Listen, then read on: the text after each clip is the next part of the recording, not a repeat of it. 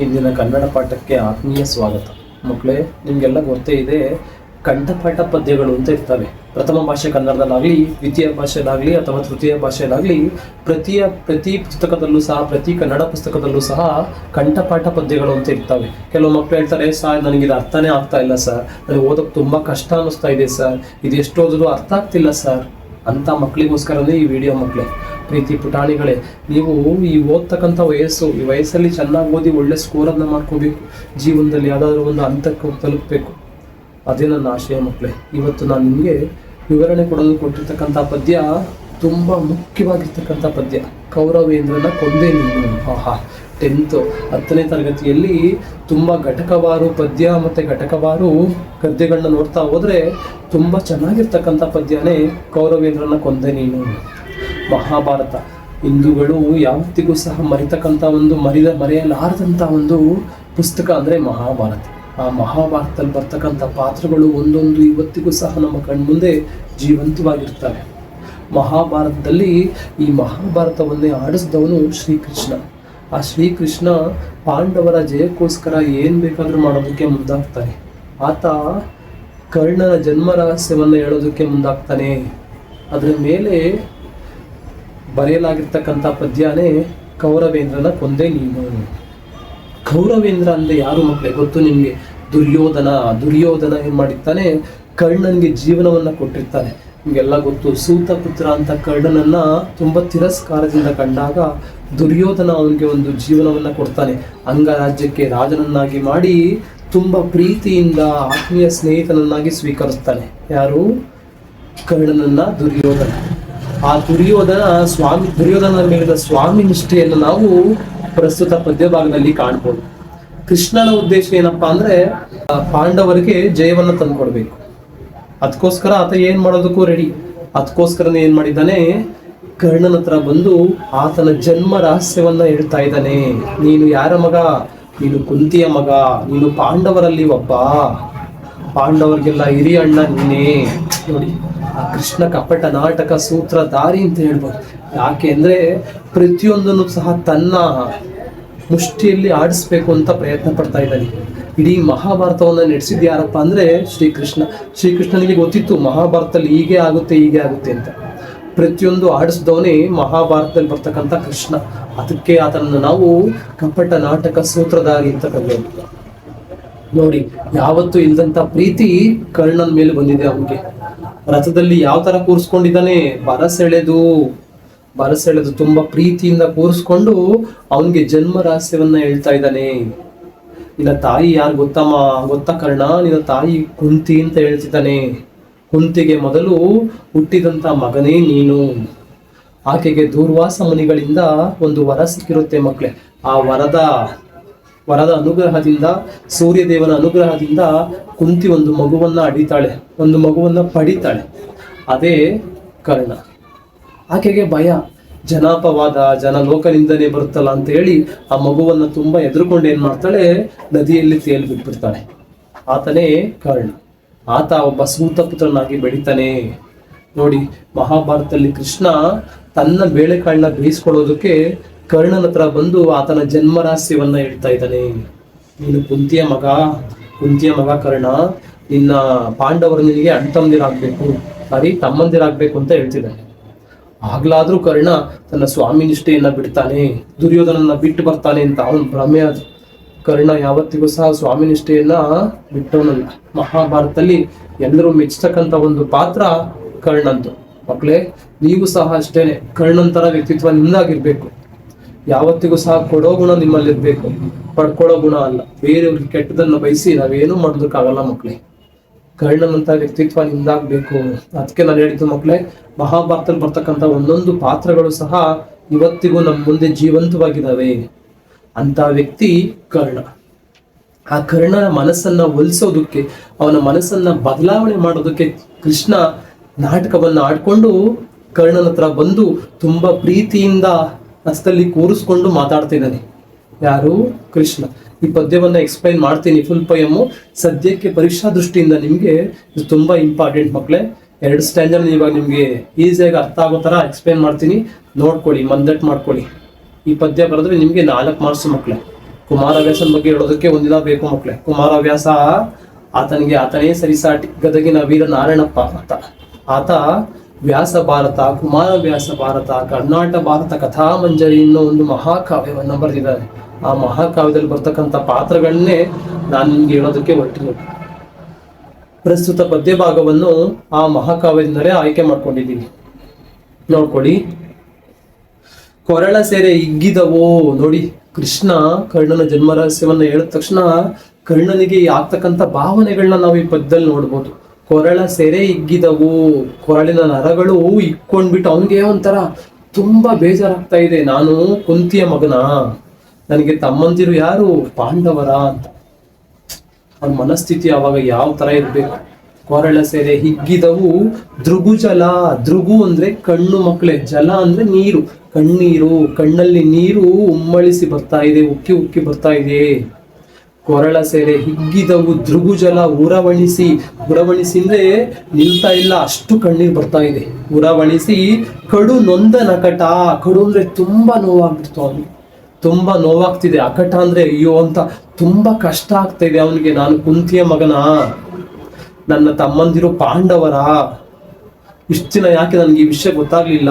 ನೋಡಿ, ಕಪಟ ನಾಟಕ ಸೂತ್ರಧಾರಿ ಕೃಷ್ಣ ಇದಕ್ಕಿಂತ ಮುಂಚೆ ಹೇಳ್ಬೋದಾಗಿತ್ತು, ಹೇಳಿಲ್ಲ. ಇದೇ ಅವನ ಆಟಗಳಿಗೆ ಅವನೇ ಸರಿಸಾಟಿ. ಯಾರಿಗೆ? ಕೃಷ್ಣನಿಗೆ. ಕುರು ಉರವಣಿಸಿ ಕಡು ನೊಂದ ನಕಟ. ತುಂಬಾ ಉಮ್ಮಳಿಸಿ ಕಣ್ಣೀರ್ ಬರ್ತಾ ಇದೆ, ತುಂಬಾ ನೋವಾಗ್ಬಿಡ್ತು ಅವನಿಗೆ. ಕಡು ನೊಂದ ನಕಟ ಕುರುಪತಿಗೆ ಕೇಡಾದುದೆಂದನು ತನ್ನ ಮನದೊಳಗೆ. ನೋಡಿ ಮಕ್ಳೇ, ಏನಾದ್ರು ಕನ್ಸ್ಬಿದ್ರೆ, ಕೆಟ್ಟ ಕನ್ಸ್ಬಿದ್ರೆ ಏನಾದ್ರು ಕೆಟ್ಟದಾಗುತ್ತೆ ಅಂತ ಅನ್ಕೊಳ್ತೀವಿ. ಅದೇ ರೀತಿ ಕಣ್ಣನ್ಗೆ ಅನ್ನಿಸ್ತು ಕುರುಪತಿಗೆ ಕೇಡಾದುದು, ಕುರುಪತಿಗೆ ಏನೋ ಕೆಟ್ಟದಾಗುತ್ತೆ. ಯಾರು ಬಂದರೆ ಯೋಜನೆಯನ್ನ ಹಾಕೊಂಡು? ಕೃಷ್ಣ ಬಂದಿದ್ದಾನೆ. ಕುರುಪತಿಗೆ ಕೇಡಾದುದೆಂದನು ತನ್ನ ಮನದೊಳಗೆ. ಈ ಕೃಷ್ಣ ಬಂದಿರೋದು ನೋಡಿದ್ರೆ, ಅವನು ಯೋಜನೆಗಳನ್ನ ಹಾಕಿರೋದು ನೋಡ್ತಾ ಇದ್ರೆ ಕುರುಪತಿಗೆ, ಕುರುಪತಿ ಅಂದ್ರೆ ದುರ್ಯೋಧನ, ಅವನಿಗೇನೋ ಕೆಟ್ಟದಾಗುತ್ತೆ ಅಂತ ಅಂದ್ಕೊಂಡ ಮನ್ಸಲ್ಲಿ. ಹರಿಯ ಹಾಗೆ ಒಗೆದೋರ ದುರುಹದೆ. ಹರಿ ಅಂದ್ರೆ ಯಾರು? ಕೃಷ್ಣ. ಹರಿಯ ಹಗೆ, ಹಗೆ ಅಂದ್ರೆ ಏನೋ ದ್ವೇಷ ಇಟ್ಕೊಂಡ್ ಬಂದಿದ್ದಾನೆ ಇವನು. ಹರಿಯ ಹಗೆ ಒಗೆದೋರ ದುರುಹದೆ. ಇವಾಗ ಹೊಗೆ ಆಡ್ತಾ ಇದೆ, ಮುಂದೆ ಏನಾಗುತ್ತೆ? ಅದು ಬೆಂಕಿಯಾಗಿ ಹಚ್ಕೊಳ್ಳುತ್ತೆ. ನೋಡಿ, ಫಸ್ಟ್ ನೀವು ಒಲೆ ಹಚ್ಚೋದಾದ್ರೆ ಹಳ್ಳಿಗಳ ಕಡೆ ಅಥವಾ ಎಲ್ಲಾದ್ರೂ ಬೆಂಕಿಯನ್ನು ಹಾಕೋದಾದ್ರೆ ಫಸ್ಟ್ ಹೊಗೆ ಬರುತ್ತೆ, ಆಮೇಲೆ ಬೆಂಕಿ ಹಚ್ಕೊಂಡ್ಬಿಡುತ್ತೆ. ಅದೇ ರೀತಿ ಕರ್ಣ ಹೇಳ್ತಾನೆ, ಹರಿಯ ಹಾಗೆ ಒಗೆದೋರ ದುರುಹದೆ. ಹರಿ ಇವತ್ತು ಏನ್ ಮಾಡ್ತಿದ್ದಾನೆ? ಬೆಂಕಿಯನ್ನ ಇಡ್ತಿದ್ದಾನೆ, ಕಿಚ್ಚು ಅನ್ನೋ ಬೆಂಕಿಯನ್ನ. ಅದು ಯಾರ ತಲೆಗೆ ಇಡ್ತಿದ್ದಾನೆ? ಕರ್ಣನ ತಲೆಗೆ. ಅಂದ್ರೆ ಕರ್ಣನ ತಲೆಯಲ್ಲಿ ಇಲ್ದಂತ ವಿಷಯಗಳನ್ನ ಬಿತ್ತುತ್ತಾ ಇದ್ದಾನೆ. ನೀನು ಕುಂತಿಯ ಮಗ, ನಿಂಗೆ ಪಾಂಡವರ ತಮ್ಮಂದಿರಾಗ್ಬೇಕು, ನೀನ್ ಯಾರ ಕಡೆ ಬಂದ್ಬಿಡು? ಪಾಂಡವರ ಕಡೆ ಬಂದ್ಬಿಡು. ಯಾರನ್ನ ಬಿಟ್ಬಿಡು? ದುರ್ಯೋಧನನ್ ಬಿಟ್ಬಿಡು. ನೋಡಿ, ಬಿಡೋದಕ್ಕೆ ಸಾಧ್ಯನಾ ಮಕ್ಕಳೇ? ಇಲ್ಲ. ಬರಿದೆ ಓಹುದೆ ತನ್ನ ವಂಶವ ನರುಹಿ ಕೊಂದನು. ಅವನ ವಂಶ ಯಾವುದು, ಆತ ಯಾವ ತರ ಹುಟ್ಟುತ್ತಾ, ಪ್ರತಿಯೊಂದನ್ನು ಸಹ ನನಗೆ ಇವತ್ತು ಹೇಳ್ಬಿಟ್ಟ. ಹಲವು ಮಾತೇನೆಂದು ಚಿಂತಿಸಿದ. ಕೃಷ್ಣ ಕರ್ಣನ ಜನ್ಮ ರಹಸ್ಯವನ್ನ ಹೇಳಿ ಇವತ್ತೇ ಅವನ್ನ ಕೊಂದುಬಿಟ್ಟ. ಅಂದ್ರೆ ಅವನು ಏನೇನೋ ಆಸೆಗಳನ್ನ ಇಟ್ಕೊಂಡಿದ್ದ, ಪಾಂಡವರ ತಲೆಯನ್ನ ಕಡ್ದು ಬಿಟ್ಟು ಯಾರ ಕಾಲ್ ಕೆಳಗಿಡ್ಬೇಕು? ದುರ್ಯೋಧನ ಕಾಲ್ ಕೆಳಗಿಡ್ಬೇಕು ಅಂತ. ಆದ್ರೆ ಅವನ ಜನ್ಮ ರಹಸ್ಯವನ್ನ ಹೇಳಿ ಕೃಷ್ಣ ಇವತ್ತು ಅವನನ್ನೇ ಕೊಂದ್ಬಿಟ್ಟ. ಯಾರನ್ನ? ಕರ್ಣನನ್ನ. ಇದ್ರ ಮೇಲೆ ಹಲವು ಮಾತೇನು ಅಂತ ಹೇಳಿ ಚಿಂತೆ ಮಾಡ್ತಾ ಇದ್ದಾನೆ. ಯಾರು? ಕರ್ಣ. ನೋಡಿ ಮಕ್ಳೇ, ಎಷ್ಟು ಅನ್ಯಾಯ. ಇಡೀ ಮಹಾಭಾರತ ಯುದ್ಧದಲ್ಲಿ ಅನ್ಯಾಯ ಆಗಿದ್ದು ಅಂದ್ರೆ ಕರ್ಣನಿಗೆ. ನಾವು ಇವತ್ತಿಗೂ ಸಹ ಮೆಚ್ಚತಕ್ಕಂಥ ಪಾತ್ರ ಮಹಾಭಾರತದಲ್ಲಿ ಕರ್ಣ. ಆತ ತನಗೋಸ್ಕರ ಏನೂ ಮಾಡ್ಕೊಳ್ಳಿಲ್ಲ ಜೀವನದಲ್ಲಿ, ತುಂಬಾ ಕಷ್ಟಪಟ್ಟ. ಅವನಿಗೆ ಸಹಾಯಕನಾಗಿ ನಿಂತಿದ್ದು ದುರ್ಯೋಧನ. ಸ್ನೇಹಕ್ಕೆ ಸಾವಿಲ್ಲ ಅನ್ನೋದಕ್ಕೆ ಇನ್ನೊಂದು ಮಾತೆ ದುರ್ಯೋಧನ ಮತ್ತೆ ಕರ್ಣ. ಹರಿಯ ಹಾಗೆ ಒಗೆದೋರ ದುರುಹದೆ. ಹರಿ ಇವತ್ತು ಇಟ್ಟಿರ್ತಕ್ಕಂಥ, ಕೃಷ್ಣ ಇಟ್ಟಿರ್ತಕ್ಕಂಥ ಕಿಚ್ಚು ಹೊಗೆ ಆಗಿದೆ, ಮುಂದೆ ಅದೇನಾಗುತ್ತೆ? ಹೊಚ್ಕೊಳ್ಳುತ್ತೆ. ಬರಿದೆ ಓಹುದೆ ತನ್ನ ವಂಶವ. ಅದು ನನ್ನ ವಂಶವನ್ನ ಹೇಳಿ ಇವತ್ತು ಏನಾಯ್ತು? ತನ್ನನ್ನ ಇವತ್ತು ಅರುಹಿ ಕೊಂದನು. ತನ್ನ ವಂಶ ಯಾವುದು, ತಾನು ಹೇಗೆ ಹುಟ್ಟಿದೆ ಅದನ್ನೆಲ್ಲವನ್ನ ಹೇಳಿ ಇವತ್ತು ನನ್ನನ್ನ ಕೊಂದ್ಬಿಟ್ಟ. ಯಾರು? ಕೃಷ್ಣ. ಹಲವು ಮಾತೇನೆಂದು ಚಿಂತಿಸಿದ. ಇದ್ರ ಮೇಲೆ ಹಲವು ಮಾತೇನಿದೆ ಅಂತ ಹೇಳಿ ಚಿಂತೆ ಮಾಡ್ದ. ಯಾರು? ಕರ್ಣ. ಇದು ಕರ್ಣ ತನ್ನ ಮನಸ್ಸಿನಲ್ಲಿ ಅಂದ್ಕೊಂಡಂತ ಒಂದು ಭಾವನೆ. ಮಕ್ಕಳೇ, ಏನಾದ್ರೂ ಈ ಸ್ಟ್ಯಾಂಜವನ್ನ ಸಮ್ಮರಿ ಅಂದ್ರೆ ಭಾವಾರ್ಥಕ್ಕೆ ಕೇಳ್ತಾರೆ, ಅವಾಗ ಇಷ್ಟನ್ನು ನೀವು ಎಕ್ಸ್ಪ್ಲೈನ್ ಮಾಡಿ ಬರಿಬೇಕು. ಕೃಷ್ಣ ಜನ್ಮ ರಹಸ್ಯವನ್ನು ಹೇಳೋದು ಕರ್ಕೊಂಡ್ಬಂದಿದ್ದಾನೆ. ಯಾರನ್ನ? ಕರ್ಣನನ್ನ. ಆ ಸಂದರ್ಭದಲ್ಲಿ ಬರ್ತಕ್ಕಂಥ ಪದ್ಯನೇ ಇದು. ಮತ್ತೆ ಇನ್ನೊಂದು ಪದ್ಯ ಇದೆ ಮಕ್ಕಳೇ, ತುಂಬಾ ವೆರಿ ಇಂಪಾರ್ಟೆಂಟ್. ಮಾರಿ ಗೌತಣವಾಯಿತು ನಾಳಿನ ಭಾರತವು. ಕರ್ಣ ಹೇಳ್ತಾನೆ ಲಾಸ್ಟಿಗೆ ಅವನ ಅಭಿಪ್ರಾಯ ಏನು. ನಿಮ್ಗೆಲ್ಲ ಗೊತ್ತು, ಕೃಷ್ಣ ಬಂದಿದ್ದಾನೆ, ಇನ್ನು ಅವನ ಜನ್ಮ ರಹಸ್ಯವನ್ನ ಹೇಳಿದ್ದಾನೆ, ಮುಂದೆ ನೀನ್ ಏನಾಗ್ತೀಯಾ, ಮುಂದೆ ಏನಾಗ್ಬೇಕು ಅಂತ ಎಲ್ಲ ಹೇಳಿದ್ದಾನೆ, ನೀನ್ ಯಾರ ಮಗ ಅಂತ ಹೇಳಿದ್ದಾನೆ, ಯಾರನ್ನ ಬಿಡ್ಬೇಕು ಅಂತ ಹೇಳಿದ್ದಾನೆ. ಅದನ್ನೆಲ್ಲ ಹೇಳದ್ಮೇಲೆ ಯೋಚನೆ ಮಾಡ್ತಾನೆ ಕರ್ಣ, ನನಗೆ ಜೀವನವನ್ನ ಕೊಟ್ಟವ್ರು ಯಾರು? ದುರ್ಯೋಧನ. ಅವನನ್ನ ಬಿಟ್ಟು ನಾನು ಹೇಗೆ ಹೋಗ್ಲಿ ಅಂತ. ನೋಡಿ ಮಕ್ಳೆ, ಮಾರಿ ಗೌತಣವಾಯಿತು ನಾಳಿನ ಭಾರತವು. ನಾಳೆ ನಡೀತಕ್ಕಂಥ ಯುದ್ಧ ಮಾರಿಗೆ ಇಟ್ಟಂತ ಊಟ ಆಗುತ್ತೆ ಮಕ್ಳೇ. ಹಳ್ಳಿಗಳ ಕಡೆ ಮಾರಮ್ಮನ ಪೂಜೆ ಅಂತ ಮಾಡ್ತಾರೆ, ನಾನ್ ವೆಜ್ ಎಲ್ಲ ಮಾಡಿ ಅವತ್ತು. ಅಂದ್ರೆ ಯುದ್ಧ ಅನ್ನೋ ಮಾರಿಗೆ ಔತಣವನ್ನು ಇಟ್ಟಂತಾಗುತ್ತೆ ನಾಳೆ ನಡೀತಕ್ಕಂಥ ಯುದ್ಧ. ಮಾರಿ ಗೌತಣವಾಯಿತು ನಾಳಿನ ಭಾರತವು. ನಾಳೆ ನಡೀತಕ್ಕಂಥ ಮಹಾಭಾರತ ಯುದ್ಧ ಮಾರಿಗೆ ಇಟ್ಟಂತ ಊಟ ಆಗುತ್ತೆ. ಆ ತರ ಮಾಡ್ತೀನಿ ಯುದ್ಧವನ್ನು ನಾನು ಅಂತ. ನೋಡಿ, ಇನ್ಯಾರಾದ್ರೂ ಆಗಿದ್ರೆ ನನಗೆ ಕುಂತಿ ಅಮ್ಮ ಅಂತ ಹೇಳಿ ಹೋಗ್ತಿದ್ರು, ಇಲ್ಲ ಅಂದ್ರೆ ನನಗೆ ಪಾಂಡವರೆಲ್ಲ ತಮ್ದಿರಾಗಬೇಕು ಅಂದ್ರೆ ಆ ಕಡೆಲ್ಲ ಹೋಗ್ಬಿಡ್ತಿದ್ರು. ಆದ್ರೆ ಕರ್ಣ ಯಾವತ್ತಿಗೂ ಆ ತರ ಮಾಡಿಲ್ಲ. ಅವನ ಸ್ವಾಮಿ ನಿಷ್ಠೆಗೆ ಆತನೇ ಸರಿಸಾಟಿ. ದುರ್ಯೋಧನ ಯಾವತ್ತೂ ಸಹ ಬಿಟ್ಕೊಡ್ಲಿಲ್ಲ ಅವನು. ಅವ್ರ ಸ್ನೇಹ ಸೂರ್ಯ ಚಂದ್ರ ಇರೋ ತನಕನೂ ಸಹ ಅಜರಾಮರವಾಗಿರುತ್ತೆ. ಅದಕ್ಕೆ ಕರ್ಣ ಇತಿಹಾಸದಲ್ಲಿ ಇವತ್ತಿಗೂ ಸಹ ನಿಂತ್ಕೊಂಡಿರೋದು.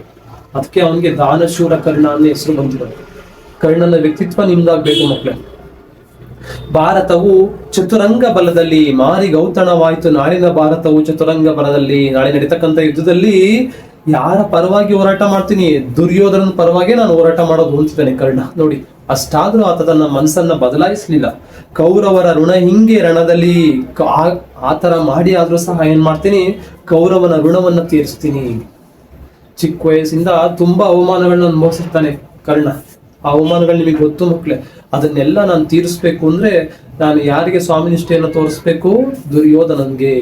ದುರ್ಯೋಧನ ಅವನಿಗೆ ಒಂದು ಜೀವನವನ್ನ ಕೊಟ್ಟಿರ್ತಾನೆ, ಅದನ್ನ ಅವ್ನು ನೆನ್ಸ್ಕೊಳ್ತಾನೆ. ಅದೇ ಮಕ್ಳೆ, ನಮ್ಗೆ ಯಾರಾದ್ರೂ ಸಹಾಯ ಮಾಡಿದ್ರೆ ಅವ್ರನ್ನ ನೆನ್ಸ್ಕೊಳ್ಬೇಕು, ಮರಿಬಾರ್ದು. ಅದಕ್ಕೆ ಒಂದು ಸಾಕ್ಷಿ ಯಾರಪ್ಪ ಅಂದ್ರೆ ಕರ್ಣ. ಕೌರವನ ಋಣ ಹಿಂಗೆ ರಣದಲ್ಲಿ ಸುಬಟ ಕೋಟಿಯನ್ನು ತೀರಿಸಿಯೇ ಪತಿಯವಸರಕ್ಕೆ ಶರೀರವನ್ನು ನೂಕುವೆನು. ನೋಡಿ ಮಕ್ಳೆ, ನಾಳೆ ನಡೀತಕ್ಕಂಥ ಮಹಾಭಾರತ ಯುದ್ಧದಲ್ಲಿ ಅದು ಯಾರಿಗೆ ಇಟ್ಟಂತ ಊಟ ಆಗುತ್ತೆ? ಮಾರಿಗೆ ಇಟ್ಟಂತ ಊಟ ಆಗುತ್ತದೆ. ನಾಳಿನ ಭಾರತವು ಚತುರಂಗ ಬಲದಲ್ಲಿ ಕೌರವನ ಋಣ ಹಿಂಗೆ ರಣದಲ್ಲಿ. ನಾಳೆ ನಡೀತಕ್ಕಂಥ ಯುದ್ಧದಲ್ಲಿ ಕೌರವನ ಋಣವನ್ನು ತೀರಿಸ್ತೀನಿ. ಯಾವ ತರ? ಕೌರವರ ಪರವಾಗಿ ಪಾಂಡವರ ವಿರುದ್ಧವಾಗಿ ಯುದ್ಧವನ್ನ ಮಾಡಿ ಕೌರವನ ಋಣವನ್ನ ತೀರಿಸ್ತೀನಿ. ಮಕ್ಳೆ, ನಮ್ಗೆ ಯಾರಾದ್ರೂ ಊಟವನ್ನ ಕೊಟ್ರೆ ಆ ಋಣವನ್ನ ತೀರಿಸ್ಬೇಕು. ತಂದೆ ತಾಯಿಗಳ ಋಣವನ್ನ ತೀರಿಸೋದಕ್ಕಾಗಲ್ಲ, ಆದ್ರೆ ಇಂಥ ಋಣಗಳನ್ನ ನಾವು ತೀರಿಸ್ಬೇಕು. ಯಾರ ಋಣವನ್ನು ಇಟ್ಕೊಳ್ಬಾರ್ದು. ನಿಮ್ಗೆ ಯಾರಾದ್ರೂ ಸಹಾಯ ಮಾಡಿದ್ರೆ ನೀವು ಅವರಿಗೆ ಸಹಾಯವನ್ನ ಮಾಡ್ತಕ್ಕಂಥ ಮನೋಭಾವ ನಿಮ್ಮಲ್ಲಿ ಬರ್ಬೇಕು. ಕೌರವನ ಋಣ ಹಿಂಗೆ ರಣದಲ್ಲಿ ಸುಬಟ ಕೋಟಿಯನ್ನು ತೀರಿಸಿಯೇ. ಸುಬಟ ಕೋಟಿ ಎಷ್ಟೇ ಸೈನ್ಯ ಬರ್ಲಿ, ಯಾರ ಕಡೆಯವ್ರದು? ಪಾಂಡವರ ಕಡೆಯವ್ರದು. ಅವ್ರನ್ನೆಲ್ಲ ಏನ್ ಮಾಡ್ತೀನಿ? ತೀರಿಸ್ಬಿಡ್ತೀನಿ. ಅವ್ರನ್ನೆಲ್ಲ ನಾಶ ಮಾಡ್ತೀನಿ. ನಾನು ಯಾರ ಪರ ಯುದ್ಧವನ್ನ ಮಾಡ್ತೀನಿ? ದುರ್ಯೋಧನನ ಪರವಾಗಿ ಯುದ್ಧವನ್ನ ಮಾಡ್ತೀನಿ. ತೀರಿಸಿಯೇ ಪತಿ ಅವಸರಕ್ಕೆ ಶರೀರವನ್ನು ನೂಕುವೆನು. ಪತಿ ಅಂದ್ರೆ ಒಡೆಯ ಮಕ್ಳೆ. ನಿಮ್ಗೆಲ್ಲ ಗೊತ್ತು, ಕಣ್ಣನಿಗೆ ಒಡೆಯ ಯಾರು? ದುರ್ಯೋಧನ. ಪತಿ ಅವಸರಕ್ಕೆ ಶರೀರವನ್ನು ನೂಕುವೆನು. ನನ್ನ ಸ್ವಾಮಿ ನಿಷ್ಠೆಗೋಸ್ಕರ, ನನ್ನ ಸ್ವಾಮಿ ಒಡೆಯನಿಗೋಸ್ಕರ ನನ್ನ ಶರೀರವನ್ನು ಸಹ ಏನ್ ಮಾಡ್ತೀನಿ? ನೂಕ್ ಬಿಡ್ತೀನಿ. ನನ್ನ ಶರೀರ ನಾಶ ಆದ್ರೂ ಪರವಾಗಿಲ್ಲ ಅಂತ. ಆ ಲೈನ್ಗಳು ನೋಡಿ ಹೆಂಗಿದಾವೆ ಅಂತ. ಕುಮಾರವ್ಯಾಸನೇ ಸಾಟಿ. ತೀರಿಸಿಯೇ ಪತಿ ಅವಸರಕ್ಕೆ ಶರೀರವನ್ನು ನೂಕುವೆನು.